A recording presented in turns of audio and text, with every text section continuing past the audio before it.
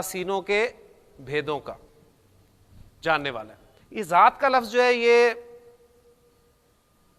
जू, आपने एक लफ्ज सुना हुआ है, यानी ये इसम है और जू की ये मुन्नस है। जू किन माना में इस्तेमाल होता है? वाला। और जातु वाली के माना में इस्तेमाल होंगे। यानी ये जू और जातु ये जो अल्फाज हैं ये मुजाफ होकर इस्तेमाल होते हैं, इसलिए मैं इस जात पर जो है वो तनवीन नहीं पढ़ रहा, तो ये मुजाफ होकर इस्तेमाल होते हैं। तो इसकी कुछ तफसील मैं आपको दे देता हूँ। जू वाला और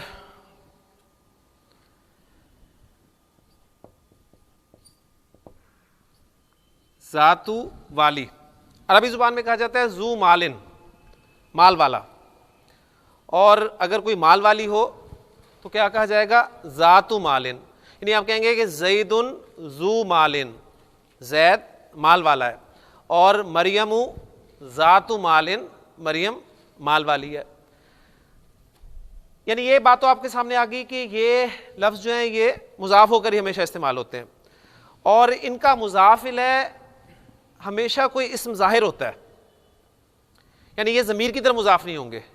एक बात इसके बारे में ये नोट कर लीजिए, कभी भी ज़मीर की तरह मुजाफ नहीं होंगे, और इनका मुजाफिल है कोई जैद जैसा इस्म ज़ाहिर भी नहीं होगा, ध्यान में रखिएगा। जू ये हालत रफ़ा है और इसकी हालत नसब जा इस्तेमाल होती है, और हालत जर जी, जू जा जी। फिर जो जातु लफ्ज है ये हालत रफ़ा है, इसकी हालत नसब जो इस्तेमाल होती है वो होती है जाता। यानी हमने लंबी ता देखी तो शक पड़ा कि शायद लंबी ता पे जेर आती है, लेकिन ये जातु जाता और हालत जर जो है इसकी जाती इस्तेमाल होगी। जू जाजी, जातु जाता जाती। फिर इनका मुसन्ना भी इस्तेमाल होता है। जू का मुसन्ना जो है वो इस्तेमाल होगा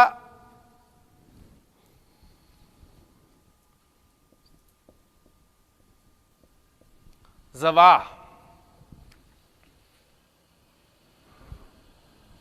असल में जवानी, और चूंकि मैंने बताया कि मुजाफ होकर इस्तेमाल होंगे लिहाजा नून इनका ड्रॉप हो जाएगा।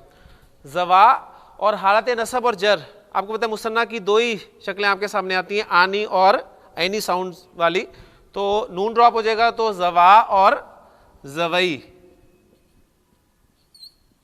ये दो शक्लें इसकी बन गई। इसी तरह जातु का मुसन्ना भी इस्तेमाल होता है, और वो होता है जवाता, और हालत नसब और जर में जवाती। इसका मुसन्ना जो है एक जाता भी और जाती वो भी इस्तेमाल होता है, लेकिन कुरान मजीद में वो इस्तेमाल नहीं हुआ। जवाता एक जगह पर कुरान में इस्तेमाल हुआ है, जवाता अफनान, सूरह रहमान में वो आप देखेंगे उसको, तो ये इसका मुसन्ना की शक्ल है। और फिर जू की जमा जो इस्तेमाल होती है वो होती है जवू।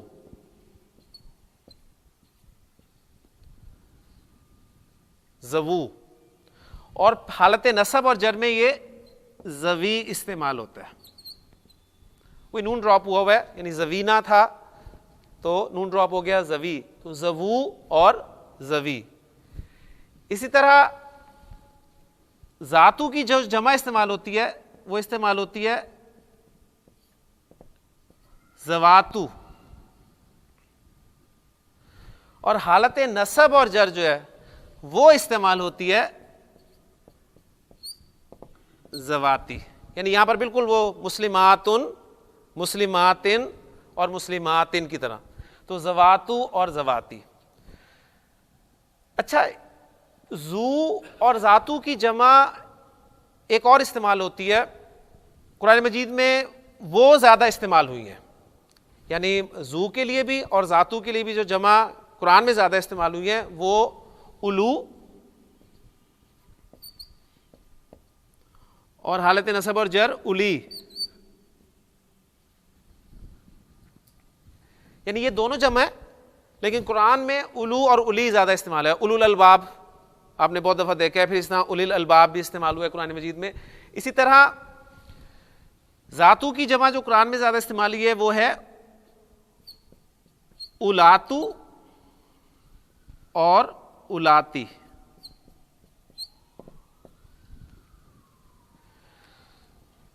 यानी ये आखिरी जो दो लाइन्स हैं मुज़क्कर और मुअन्नस में, ये दोनों जमा के अल्फाज हैं, लेकिन इसमें उलू, उली और उलातू और उलाती ये कुरान में ज़्यादा इस्तेमाल हुए हैं। अब यहाँ पर एक चीज़ आप नोट करेंगे कि इसमें ये जो आपको वाव लिखा हुआ नज़र आ रहा है ये पढ़ना नहीं है आपने, यानी इसको आप उलू नहीं पढ़ेंगे कभी भी, ये उलू है और ये उली है। और इसकी वजह क्या है ये मैं ग़ालिबन पहले भी किसी लेक्चर में आपको बता चुका हूँ कि लिखने में चूंकि अगर हम हरकत वगैरह न डालें तो इलाह लफ्ज़ से कैसे फ़र्क होगा, यानी अगर हरकत वगैरह ना डाली जाएं तो इलाह और उली में फ़र्क कैसे करेंगे आप। उस फ़र्क को बरकरार रखने के लिए फिर एक वाव जो है वो ज़ायद लिखा जाता है, जो जिस तरह उलाइका में आप उलाइका का वाव जो है वो अपनी पढ़ते, यानी वो कैसे रिजेम्बलेंस हो जाती है उसका इलाइका के साथ, तो इसलिए उलाइका में एक वाव जो है वो एक ज़ायद लिखा जाता है ताकि दोनों में फ़र्क हो। तो इसी तरह यहाँ पर भी जो है वो लिखा जाता है। अब मुख्तलिफ एग्जाम्पल्स में अगर आप लाएंगे तो इंशाल्लाह ताला ये पूरा एक चार्ट आपके सामने इस जू और जा, जी, जातू, जाता और जाती के हवाले से आपके सामने आ गया। यानी आप कहते हैं कि जा रजुलुन जू मालिन, जा रजुलुन जू मालिन, क्या तर्जुमा होगा इसका? एक आदमी आया यानी माल वाला, जो माल वाला था, यानी एक माल वाला आदमी आया। यहां पर मैं जू मालिन को उस रजुलन की सिफत बनाकर ला रहा हूं, जा रजुलन जू मालिन।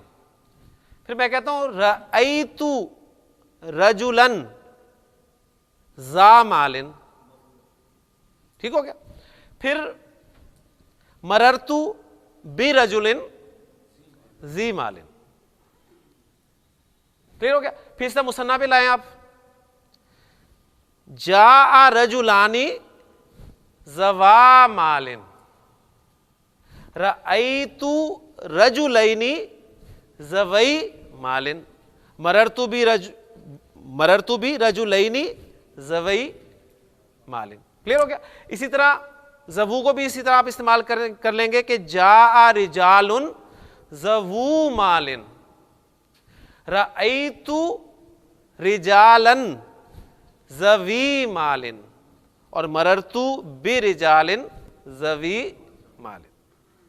इसी तरह आप मुअन्नस की भी शक्लें जो है इस्तेमाल कर सकते हैं, बल्कि आप देखेंगे कि वो जो हदीस है बड़ी खूबसूरत हदीस नबी अकरम सल्लल्लाहु अलैहि वसल्लम की, उसमें ये लफ्ज़ आपको बिल्कुल मिलेगा जिसमें आप सल्लल्लाहु अलैहि वसल्लम ने 7 किस्म के अफराद को अर्श के साए तले, अल्लाह ताला के अर्श के साए तले जगह अता होने की खुशखबरी जो सुनाई है।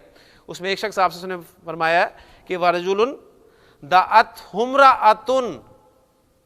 दाअतहु इमराअतुन, और मिलाके से पढ़ेंगे दाअतहुमराअतुन जातु मनसबिन व जमालिन, यानी और ऐसा शख्स जिससे किसी ऐसी औरत ने दावत गुनाह दी, उस औरत की सिफात जातु मनसबिन व जमालिन, जो मनसब वाली थी और खूबसूरत थी, उसने गुनाह की दावत दी उसे, फ़काला, तो उसने कहा कि इन्नी अखाफुल्लाह, मैं तो अल्लाह से डरता हूँ।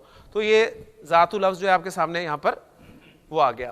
तो अल्हम्दुलिल्लाह ये अब जब भी कुरान मजीद में जहाँ भी इस्तेमाल होंगे तो इंशाल्लाह ताला आप इस चार्ट को जब देखेंगे तो आपके सामने बात क्लियर हो जाएगी। ज़ात लफ्ज़ के हवाले से, ये ज़ातु लफ्ज़ के हवाले से मज़ीद, जैसे यहाँ पर आप देख रहे हैं कि यहाँ पर किस हालत में इस्तेमाल हुआ है, ये इसकी हालत जर इस्तेमाल हुई है, और वो हालत जर क्यों इस्तेमाल हुई है, हरफ जर बाकी वजह से। लेकिन ज़ात इस लफ्ज़ के और कुछ इस्तेमाल आते हैं, वो मैं अब आपके सामने रखता हूँ। ये ज़ात का लफ्ज़ जो है ये आपने देखा कि मैंने आप बताया आपको, ये मुज़ाफ़ होकर इस्तेमाल होता है, और वाला के माना में हमने देखा है कि ये वाला या वाली, यानी जू वाला और ज़ातु वाली के माना में इस्तेमाल होगा। लेकिन मुख्तलिफ अल्फाज के साथ ये मुख्तलिफ माना में इस्तेमाल होता है लफ्ज़। मसलन अरबी ज़ुबान में जब डिक्शनरी खोलें तो आपको एक लफ्ज़ मिलेगा ज़ातु शफ़तिन। अब आप लफ्ज़ी तर्जुमा अगर इसका करें तो शफ़तुन किसे कहते हैं? होंठ को। तो ज़ातु शफ़तिन क्या तर्जुमा होगा? होंठ वाली। लेकिन ज़ातु शफ़तिन के माना होते हैं लफ्ज़, यानी इसके माना होंगे लफ्ज़। इस पूरी कंस्ट्रक्शन के माना होंगे लफ्ज़। आप कहेंगे, अरबी में कहेंगे कि मा कल्लमतुहु,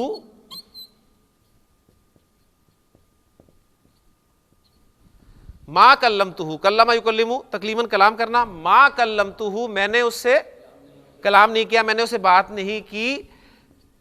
ज़ाता शफ़तिन यानी मैंने उससे एक लफ्ज़ भी नहीं कहा। मा कल्लमतुहु ज़ाता शफ़तिन, मैंने उससे एक लफ्ज़ भी नहीं कहा। इसी तरह जब ये लफ्ज़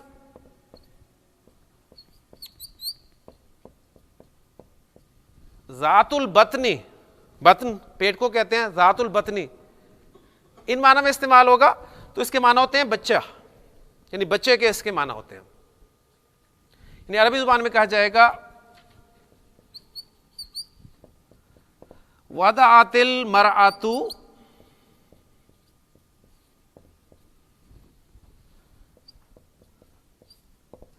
ज़ाता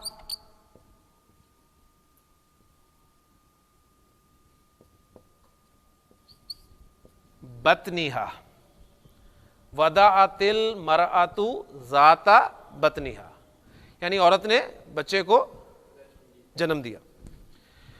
तो ये ज़ात का लफ्ज़ देखें अब दूसरे अल्फाज के साथ जब इस्तेमाल हो रहे थे और माना में इस्तेमाल हो रहे। इसी तरह ज़ातु सदरी,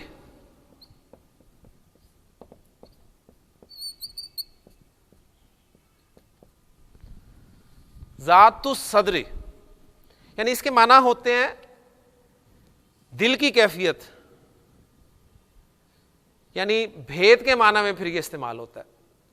तो यहां पर आप देखें फिर इसके माना, अब सदर की जमा सुदूर, तो इसलिए आप देखेंगे कि यहां पर तर्जुमा जो आपको मिलता है इसका क्या मिलता है? बहुआ अलीमु बिज़ाति सुदूरी, वो दिलों के भेद जानने वाला है। तो भेद का मफहूम कहां से आया?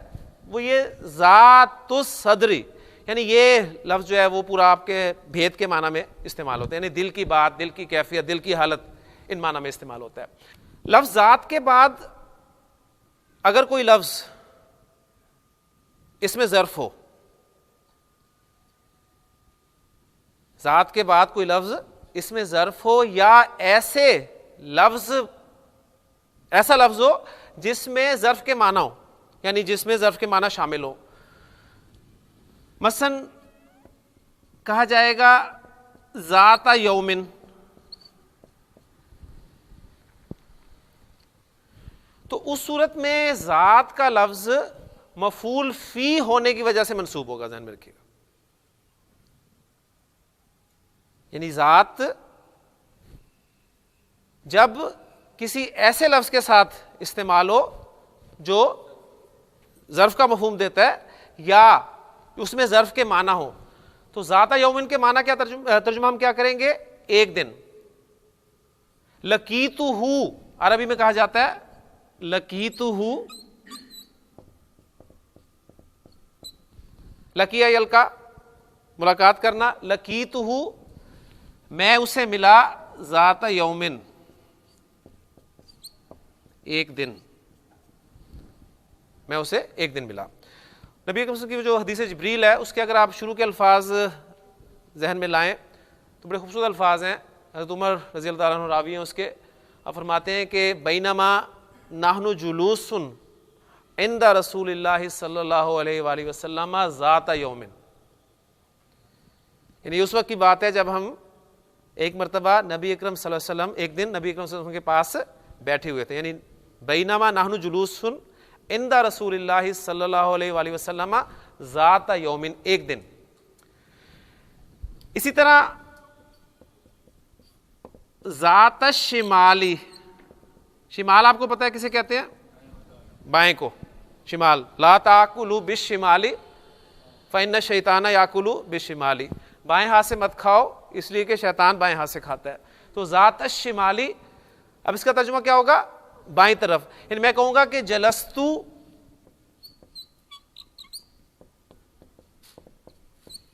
ज़ात शिमाली,